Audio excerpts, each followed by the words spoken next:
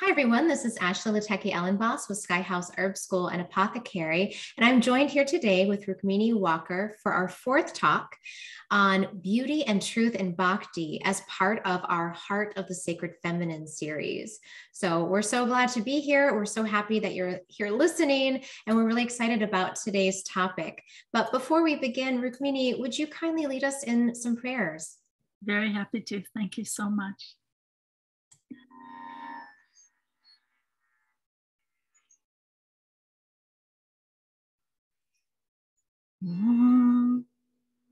Vagyamitimarandasya Yananjana Salakaya Chaksim Militam Yeni Tasmai Shri Gurave Namaha Nama Om Vishnu Padaya Krishna Prestaya Bhutale Shrimate Bhakti Vedanta Swaminiti Namane Namaste Saraswate Deve Gauravani Pracharini Nirvishesha Shunyavadi Paschatya Deshatarini Jai Shri Krishna Chaitanya Prabhu Nityananda Shri Advaita Gadadhar Shivasari Gaura Bhaktivinoda Hare Krishna Krishna Krishna Hare Hare Hare Rama Rama Hare. Thank you so much. Thank you for inviting me once again. What an honor. Oh, and what a delight. I love our time together. So thank you for coming back. And I know today's topic is one of particular fondness for you. So I think our listeners will be in for quite a treat. Very good. So let's talk a little bit, start us off with how does the Bhakta or the practitioner of Bhakti, how do they view beauty? And is beauty a part of this path? Thank you so much. As you said, I really love this question. To begin, I wanted to share that one Bhakti saint has said that beauty is the splendor of the true. Beauty is the splendor of the true. So I think that really sends us to the topic of truth and beauty, which I think is so, it's so interesting because it's been pondered by poets over the centuries, When I first met my guru, I was 16 years old, and he told me, he said, "You are a beautiful girl. Now become more beautiful within also." So this was a beautiful first instruction. And you're beautiful now, but that beauty will fade. So delve deeply into your heart to uncover the real beauty that does not fade. Beauty attracts us, right? Like a beautiful woman walks into a room and all eyes turn, both the women and the men, right? Or a beautiful sunset, we're just riveted, right? Or even a particularly stunning flower.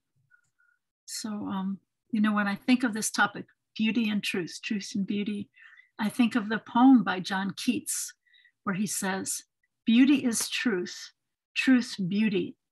That is all you know on earth and all you need to know. A thing of beauty is a joy forever." But then I always think, but really, is it really forever? So poets talk about this, poets write about this. And I think this is our human dilemma that, is every beauty that I love, is it fleeting and erased in time? And is nature just relentless and obliterating every human beauty or even any natural beauty at death? So I think Bhakti is about uncovering the inner beauty that does not fade away. We need to pause. I think we need to pause, which we don't do as adults, right? We think, oh, I'm so busy. I don't have time to pause. But we need to pause to honor the ephemeral and the momentary beauty to honor it and recognize recognize it and recognize its source. You know, like I drink water and I need to pause and think, yes, Krishna is the taste of water, to honor that sacred source, you know.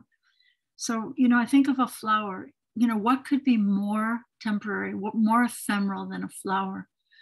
But yet if we take that flower and offer it back to its source, you know, here, my dear beloved Lord, by any name, you know, we say Krishna on the path of bhakti. If you don't love the name Krishna, you can say your source to any name. But I offer that flower back to its source.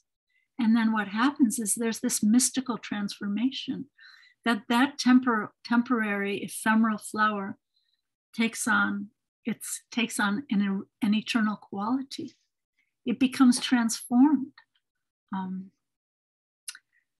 You know, so yeah, there's beauty in the self waiting for us to uncover it, and it doesn't fade. And there is truth beyond all relative truth. And, you know, I remember the poem by Emily Dickinson where she calls beauty and truth brethren. She says, as kindred spirits, the two are, truth and beauty are brothers. And that was the name of your store that you and your husband owned, right? As Kindred Spirits? Yes, we had a store for 25 years in the metropolitan DC area. We had 3 locations. And then my son Gauravani took that name and named his band as Kindred Spirits. So if you look on Spotify, you can find some beautiful music under that name as Kindred Spirits. So yeah, you could say that truth and beauty embrace as Radha and Krishna, the lover and the beloved, and they are love personified. And then I remember the poet Virgil, he said, love conquers all, so therefore we too should be conquered by love.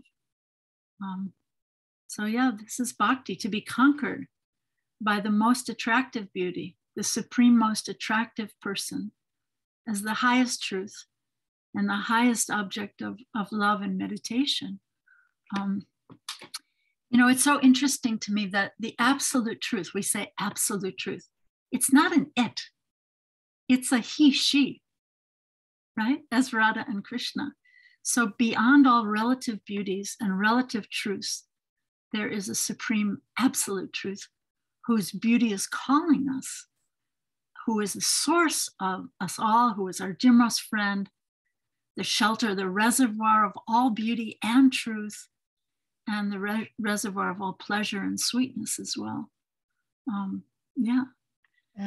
That's so, there's something too, when you were speaking, you know, that beauty kind of leads us to truth. You know, it's like truth helps us to see the beauty in things, and that, you know, it is this ephemeral thing, but on the other side, truth, you know, truth helps us to see beauty, but beauty, like I'm just, my mind is going back and forth between how linked they really are and how you can really look around and see beauty. And that helps you to understand what truth is. And when you see and you come across something that is very truthful, that's something that is very true, there is an inherent beauty in it as well. Yes. And, you know, it's so interesting that when we see beauty, it just rivets the eye, it draws us. And then we want to, you know, so often we want to preserve it. We want to take that butterfly, stick a pin in it and put it in a glass bottle or hang it on a wall. No, you know, but that ephemeral nature of beauty. And because I think because we are eternal, we long for that eternality, and we want the ephemeral to be eternal. We feel cheated almost when the beauty is ephemeral, like, you know, in our bodies and in our lives, or everything we try to hold on to, you know, why, right? Yeah. And that, I mean, that leads to the next question about aging. You know, I think in the West, we want, you know, there's this, this pressure that, especially as women, we have to be the ephemeral flower of the maiden, you know, eternally the maiden. And this is just so heartbreaking because we're not the maiden forever, you know, the body ages and changes through these different stages. So So can you speak to us about aging, and how does Bhakti maybe give us some clues of how we might move through this? Yes, such an important question.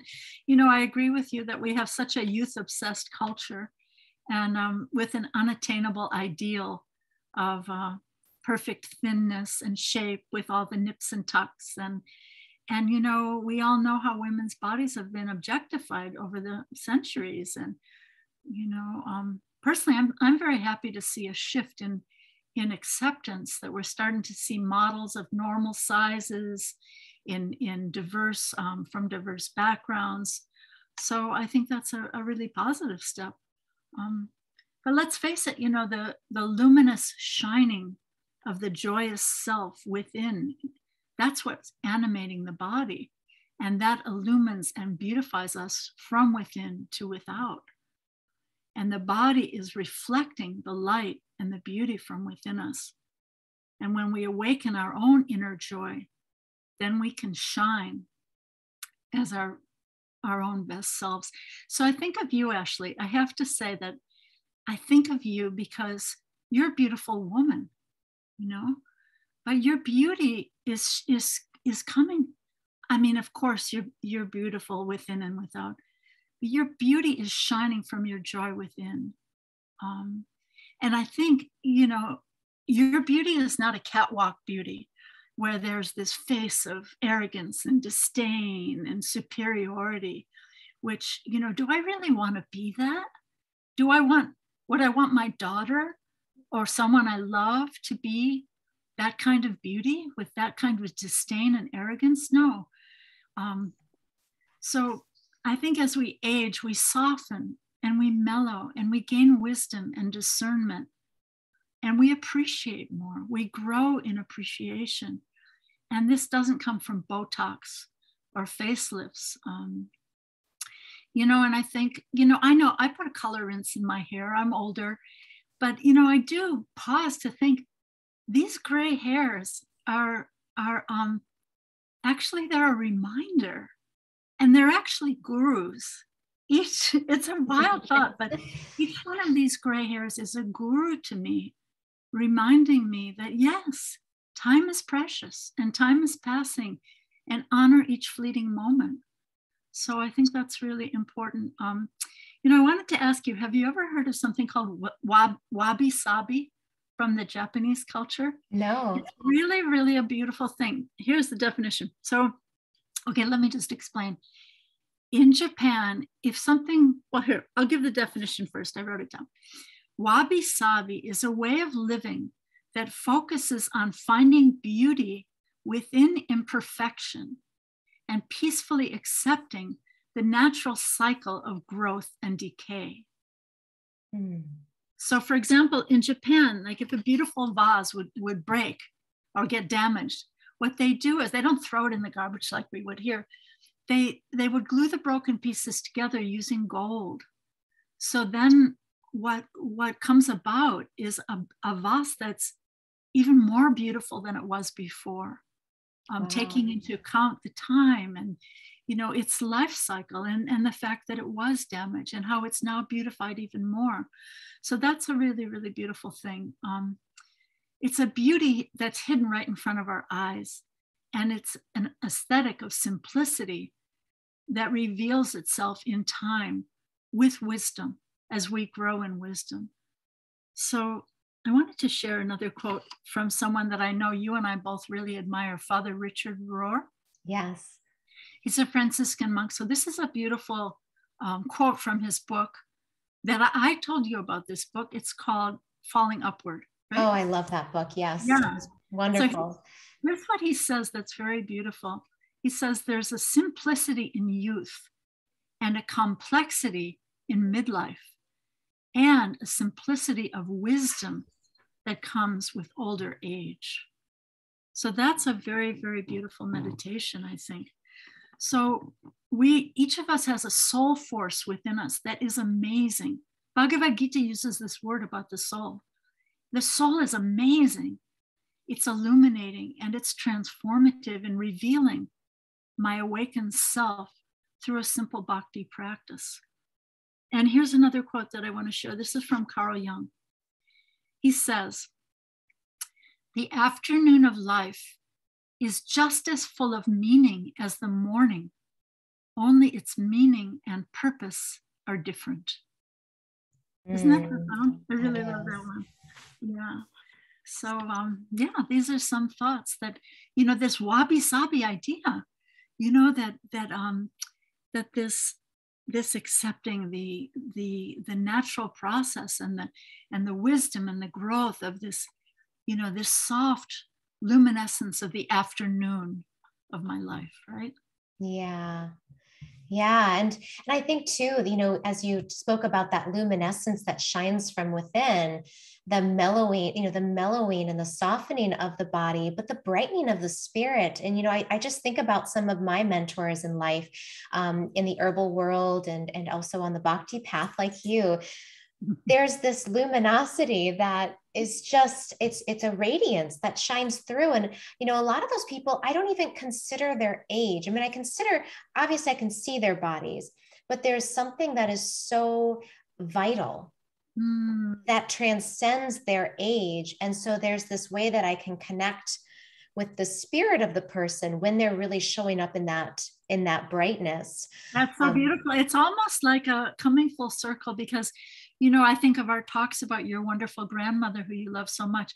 So there's this beautiful childlike quality in that wisdom when, Carl Jung also talks about how youth can be very enthusiastic, but also can be very fanatical. And people, when they're older, can be very wise, but they can also become cynical. So he talks about how the youth and the older person have to come together, and those best qualities come out. But I think there is a natural childlike quality to someone who is illumined by the spirit, whether they're young or whether they're older. That childlike quality is really prevalent in wisdom, I think. Yeah.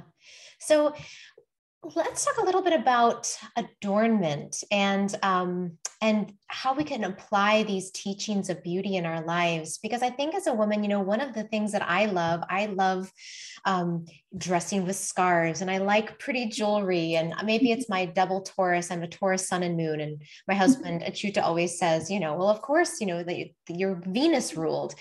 But I think a lot of us, who embody the feminine, whether we were born that way or we chose to really embody that in this lifetime, that there's just this desire for adornment. So could you speak a little bit to that and that desire, and how does that play into Bhakti?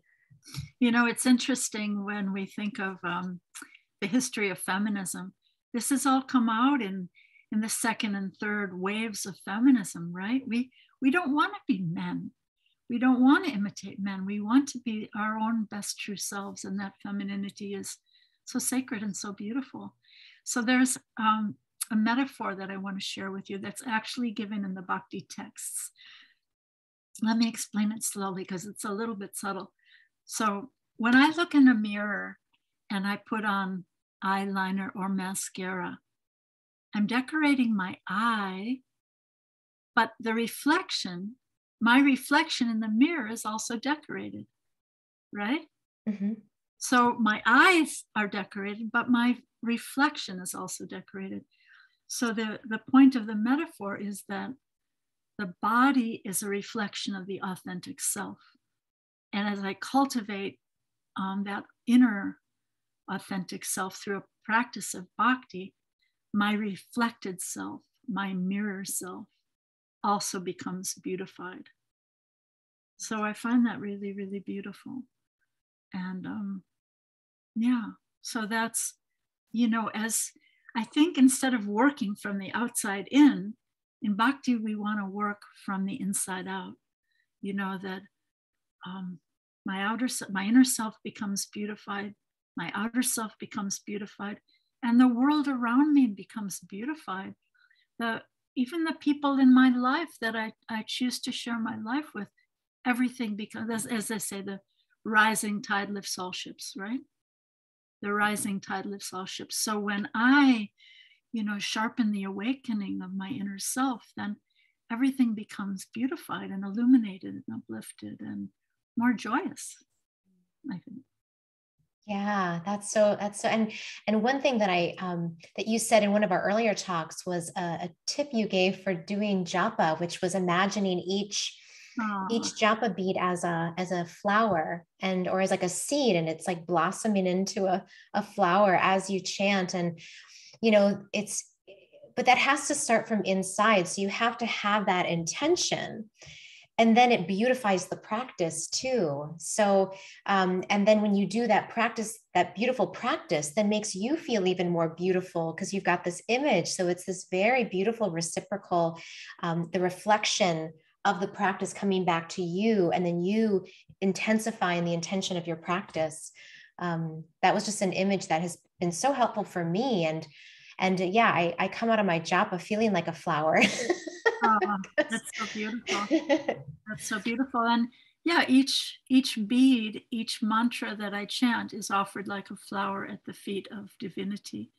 And then each person that I might share these thoughts of bhakti with are also flowers that are offered to the feet of divinity.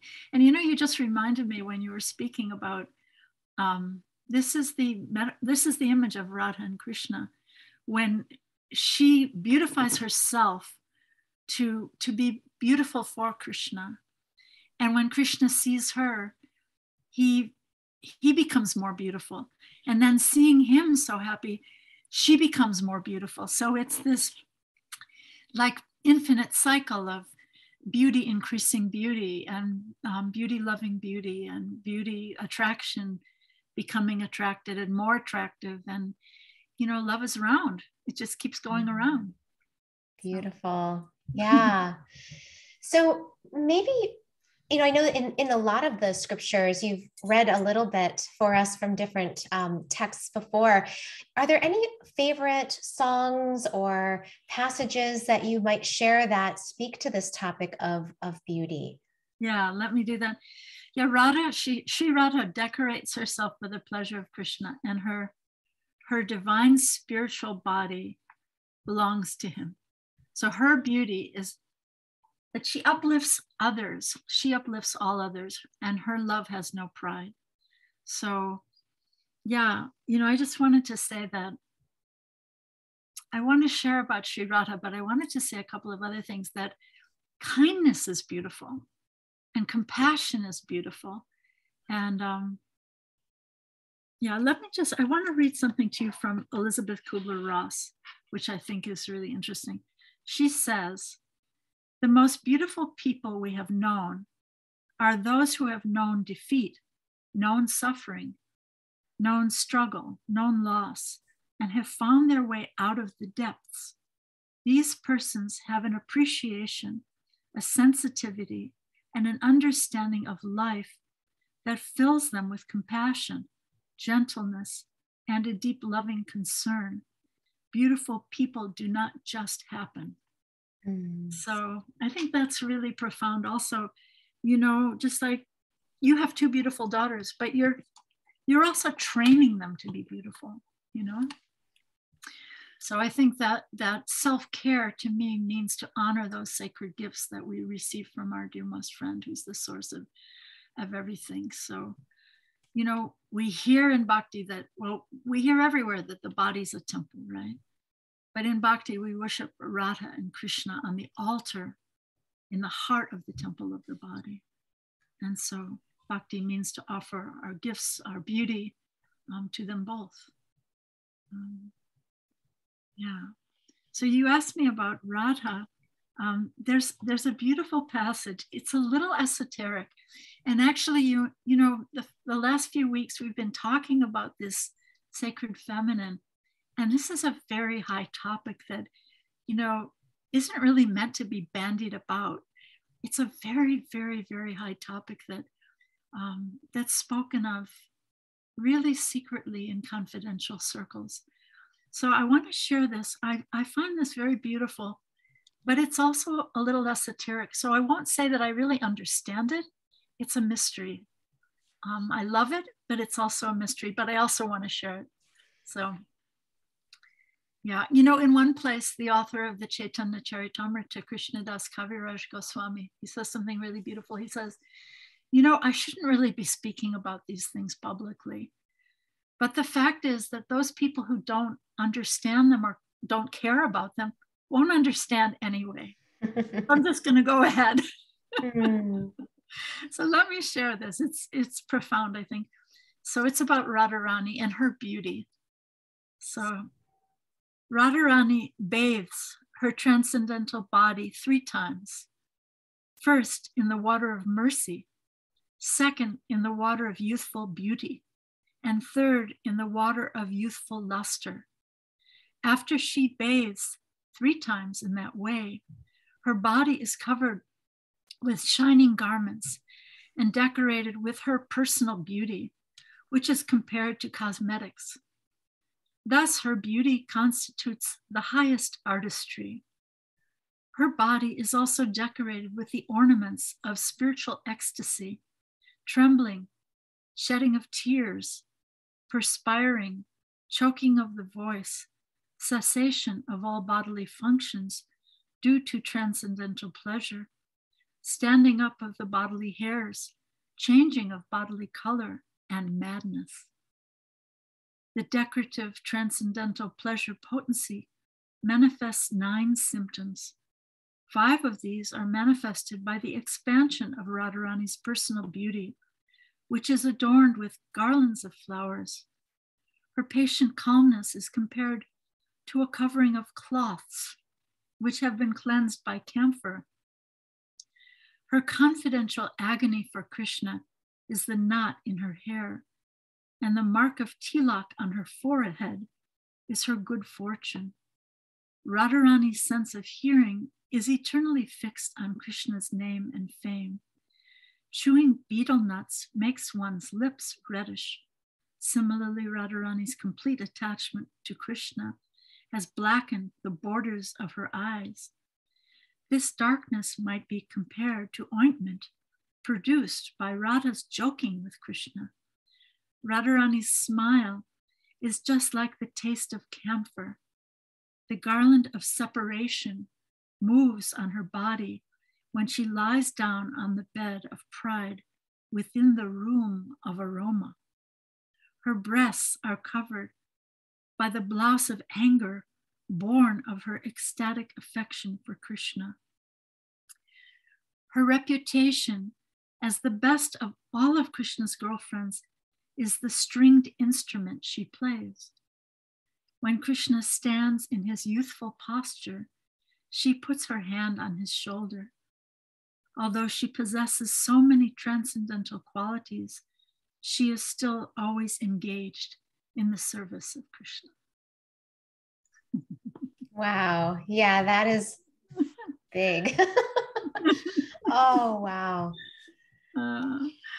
So that's so beautiful, you know. Yeah, you know, bhakti is about an offering of the heart. It's about a softening of the heart. And we come to know our pure self, and our heart is softened as we come in contact with the soul of our soul, the supreme soul, and the perfect object of love. You know, and this is, I'd say this is the victory of the awakened self in truth and beauty. Oh, I love this. Yeah. And it's just, I feel like there's this kind of like we spoke about in the last talk, the ability to embrace truth and beauty in the material world, as well as in the transcendental world, that it's not an either or, you know, it's a both and. Yeah. And as you were reading that, and, you know, all of the different features of Radharani and all of these things that make her beautiful, it reminded me of a book that I was reading called Awakening Radha. And the woman had visited a temple for Radharani in India. And she was surprised because on the altar, you know, there was, you know, roses and rose water and flowers. And then there was a bottle of red nail polish. And she thought, this is not right. Like, what is this blasphemous? Is, somebody must have left it here on accident. And she inquired, and no, this is not any normal nail polish. This is nail polish for Radharani. It has been blessed. It has been transformed. This is transcendental, spiritual nail polish. And, as she sat with that, she started to really she was like, whoa, and it completely transformed her orientation. Yes, that's so beautiful. Yes, offer the temporary and it regains its eternal quality. So, when I was hearing you say that, I was thinking how, like all the reflections in nature, like Radharani's color is described to be like stationary lightning, like lightning in a cloud, or Krishna also wears that color. So all these things that we see in nature are supposed to help us pause to remember their source. Like sometimes when it would be raining, my guru Prabhupada would say, oh, this is the gopis crying for Krishna. Mm. So, so many things in nature can remind us. So again, that circular, beautiful love, one reflecting the other. It's really, really nice. I have another song to share. It's I was just going to say it in the English translation. Is that all right? Absolutely, please. Okay. This is a song about Radha and Krishna by the poet Narottam Das. And I think to me this song speaks about the beauty and truth of their mercy to us. So I wanted to share this. It says, "O Radha, O Krishna, you are both full of transcendental mellows," which means rasa. Rasa is transcendental mellows, the sweetness of relationship. "So charming and so kind-hearted and merciful. I am offering this prayer before you and praying that you may glance mercifully upon me. O dark complexion Krishna, O moon of Gokula, and the beloved of the gopis, O golden Radha, the crown jewel among all of Krishna's dearest ones. Only when I hear and chant your transcendental names does my heart become pacified.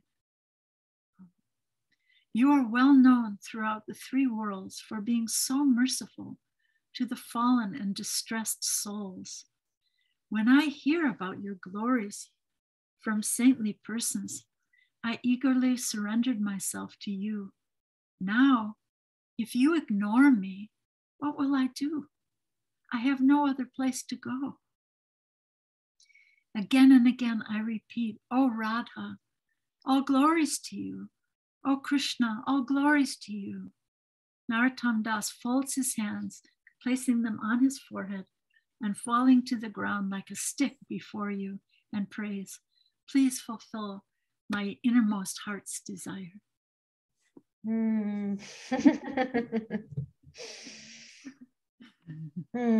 That is beautiful. Oh, golden Radha, the crown jewel among all of Krishna's dearest ones. It's just, the poetry in this, as you were saying before, this path of bhakti it speaks to the inner poet because, I think, again, we're all longing for how do we hold on to this beauty and truth that is us, that we are. And this path just again and again leads us to the well. Yes, and this reciprocation, it's really interesting because men on the path of bhakti also aspire to take on a feminine form, to reciprocate with Krishna in feminine ways, in truth and beauty. So that's something very esoteric also, that shouldn't just be thrown out, but it's very sacred and precious. And, to aspire for that truth and beauty to become blossoming and blooming within us.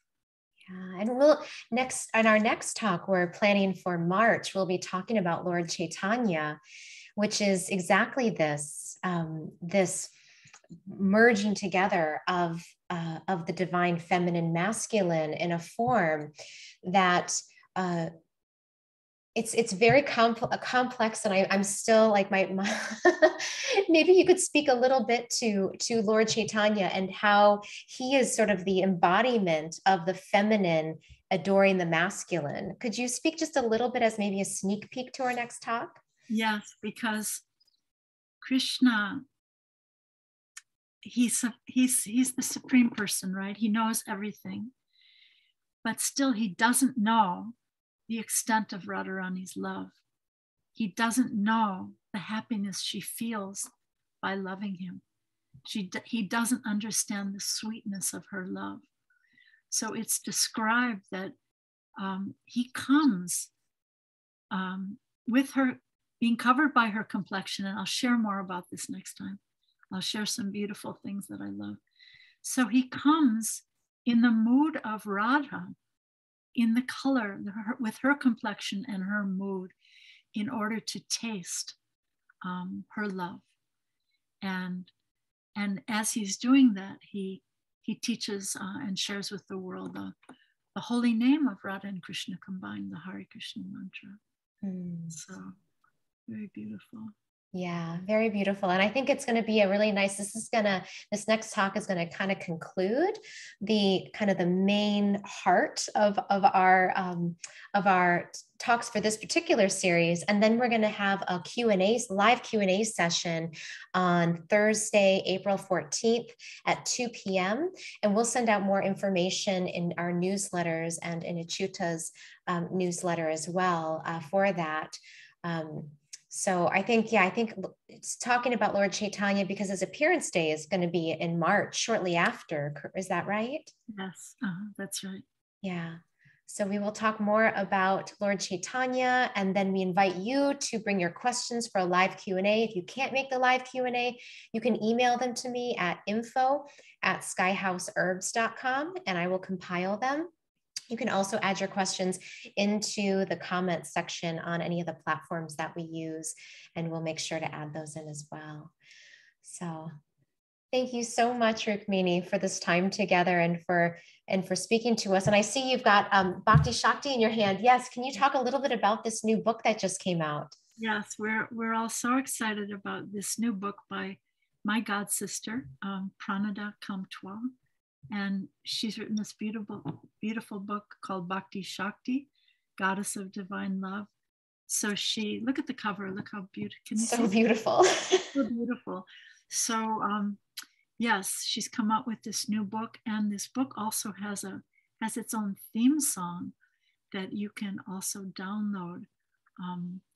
Yes, so we can talk more about this book, but please order this book. It's available now from Amazon, Bhakti Shakti. And definitely listen to the theme song that goes along with it. Beautiful. Thank you. Yeah, and I know you can go to her website as well, and you can listen to the theme song. And she had an opening event, a book launch event that both Rukmini and I attended, and the music was played there as well. So you can listen to that if you want to hear her reflect on how she came up with the cover and her journey in writing this book, which I thought was just really, really beautiful to listen to. Wonderful. Thank you so much. Thank you so much, Rukmini. Thank you all for watching and listening, and we will see you again next month. All right. Hare Krishna. Hare Krishna. Thank you so much.